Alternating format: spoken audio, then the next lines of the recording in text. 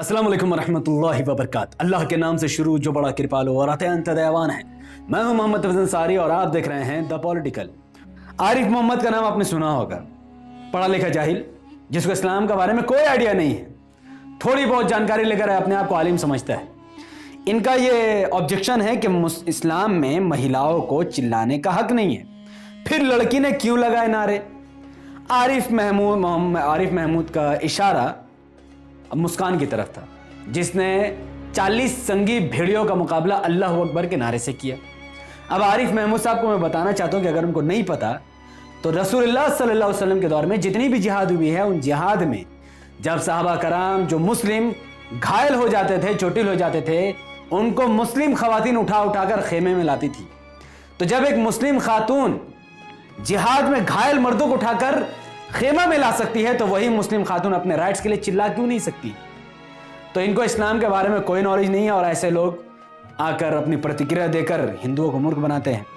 पाकिस्तान का एक जाहिल मुसलमान भारत के इंटरनल मैटर में गोदी मीडिया से बुलाकर कहती है कि भौंकिए भौंकिए। भारत में गोदी मीडिया कहती है कि भारत में हिजाब के मुद्दे पर मुस्लिम महिलाओं को हिजाब पहनना है, तो आप भौंकिए कि आपको इस पर क्या भौंकना है। पहली बात, यह एक पाकिस्तानी है। हमारे भारत के मैटर पर पाकिस्तानी क्यों दखल देगा, या कोई भी कंट्री क्यों दखल देगा?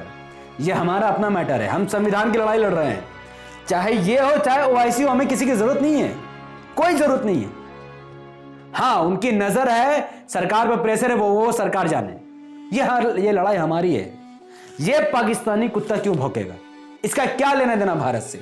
और जो गोदी मीडिया इसे भारत में लाकर भौंकने को कह रही है, क्या वो देशद्रोही नहीं है कि भारत के इंटरनल मैटर पर ये तारिक फतेह आकर अपनी गंदी जुबान खोलता है और कहता है कि हिजाब तो इस्लाम में है ही नहीं। अरे इस जाहिल को कोई बताओ कि अल्लाह सुब्हानहू व तआला ने सूरह नूर में फरमाया कि मुस्लिम मर्दों से कहो कि अपनी निगाहें नीची रखें, और उसके अगली आयत में अल्लाह सुब्हानहू व तआला ने फरमाया कि औरतों से कहो कि अपने ऊपर कपड़ा डाल लिया करें। और सूरह हिजाब जो कि पर्दे का पूरा चैप्टर ही है, वो चैप्टर ही है कि पर्दे वाला चैप्टर, सूरह अहज़ाब, इसमें अल्लाह ने फरमाया कि औरतों से कहो कि अगर उनको बाहर निकलना है, मुस्लिम औरतों से, खास तौर पर मुस्लिम औरतों से, कि अगर उनको बाहर निकलना है तो अपने ऊपर चादर ओढ़ लिया करे, ताकि बाहर के लोग समझ जाए कि ये मुस्लिम औरत, इसको छेड़ना नहीं है। ये हमारा धर्म है, हम पालन करेंगे। और ये पाकिस्तान का आया हुआ एक जाहिल कुत्ता भारत के इंटरनल मैटर में भौंकता है और हिंदुओं को कहता है कि कुरान में कुछ नहीं है, कुरान में कुछ नहीं है। भैया, कुरान पढ़ोगे तब पता चलेगा कि कुरान में सब कुछ है और बहुत कुछ है। और इन टॉपिक में आते हैं, और ये बहुत ज़रूरी है कि जब हिजाब का मुद्दा हाई कोर्ट गया है, हाई कोर्ट ने बुरखा हिजाब पहनने पर मना लगा दी जब तक कि सुप्रीम कोर्ट का ऑर्डर नहीं आ जाता। उस बीच हम लोगों ने देखा कि रोड में मुस्लिम औरतों का हिजाब उतारा गया। ये बहुत शर्म की बात है। मैं वीडियो आपको नहीं दिखा रहा, पर इस इमेज से आप समझिए मुसलमानों की कितनी शर्म की बात है। वो मुसलमान जो अपने वोट कांग्रेस, आरजेडी, कितनी पार्टियों में विभाजन करते हैं, और उनकी महिलाओं का ये दुर्दशा, ये हाल हो रहा है। इसका सॉल्यूशन क्या है? इसका सॉल्यूशन है अकबरुद्दीन ओवैसी, AIMIM। मैं ऐसा क्यों कह रहा हूँ? क्योंकि अकबरुद्दीन ओवैसी साहब, आपको पता है कि तेलंगाना में, हैदराबाद में AIMIM का 1 MP, 7 विधायक और 44 कॉर्पोरेटर है।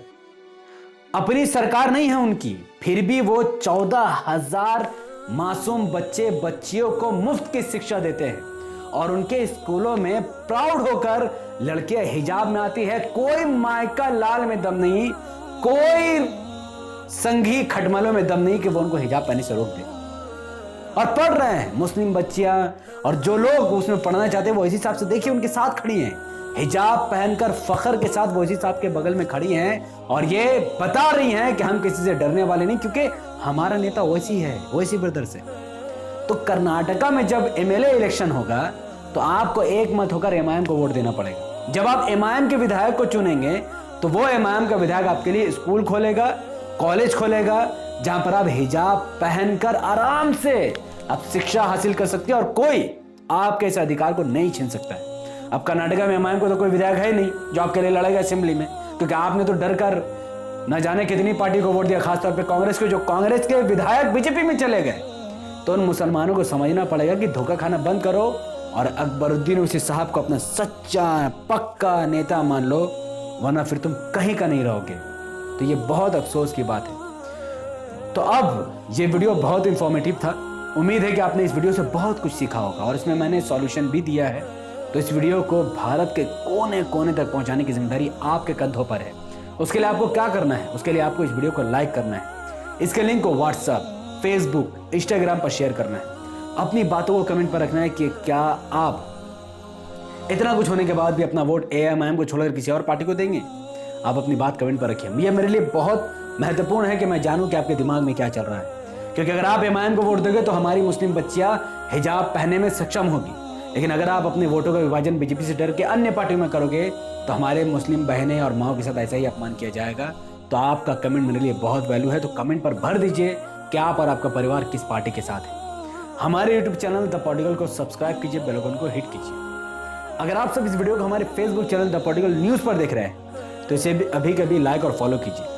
इस वीडियो को कम से कम 5 बड़े फेसबुक ग्रुप में शेयर कीजिए और कमेंट पर बताइए आपकी जो भी प्रतिक्रिया है OIC पर लेकर, OIC साहब पर लेकर, हिजाब पर लेकर, मुस्कान को लेकर, संगी खंडमरों पर लेकर आप कमेंट में भरपूर अपनी बात रख सकते हैं। बहुत बहुत शुक्रिया। अस्सलाम वालेकुम रहमतुल्लाहि व बरकातहू। अल्लाह की सलाम तेरे रहमत बरकात अब तमाम भाई और बहनों पर हो। मैं अल्लाह भी पीस अपॉन। जाते जाते AIMIM का पीस पार्टी से गठबंधन हुआ है और उसकी पूरी डिटेल मैं इंशाल्लाह नेक्स्ट वीडियो में दूंगा। तब तक के लिए शुक्रिया। जब भी हुकूमत हमारे खिलाफ कानून बनाती है तो सदन में सबसे पहले कौन बोलते हुए नजर आते हैं? चाहे वो CAA NRC का संविधान विरोधी कानून हो या UAPA जैसा जालिमाना कानून हो या फिर ट्रिपल तलाक का कानून हो या कृषि कानून, इन सब कानूनों के खिलाफ सबसे बुलंद आवाज बैरिस्टर ओवैसी की थी। हमने कमजोरी के हक को लेकर संसद से सड़क तक कई मर्तबा आवाज उठाई है। हर मौके पर बैरिस्टर ओवैसी सदन में आपकी ही आवाज बने हैं। CAA पर हमने बोला कि भारत में एक बहुत बड़ा तबका है जो संविधान को चाहता है, उसको मानता है। वो तबका कहता है कि CAA गैर संवैधानिक है, मजहब के नाम पर कानून बनाकर समानता के उसूल का उल्लंघन किया गया है। भारत का एक बहुत बड़ा तबका CAA को वापस करने की मांग करता है। जब महात्मा ने फाड़ा, मैं इस बिल को फाड़ता हूं, ये हिंदुस्तान को तोड़ने की कोशिश। हमने ट्रिपल तलाक के खिलाफ सदन में कहा कि ये बिल महिलाओं के खिलाफ है और ये उनके साथ नाइंसाफी है। बैरिस्टर ओवैसी ने देश के कोने कोने में ट्रिपल तलाक कानून के खिलाफ जलसे किए।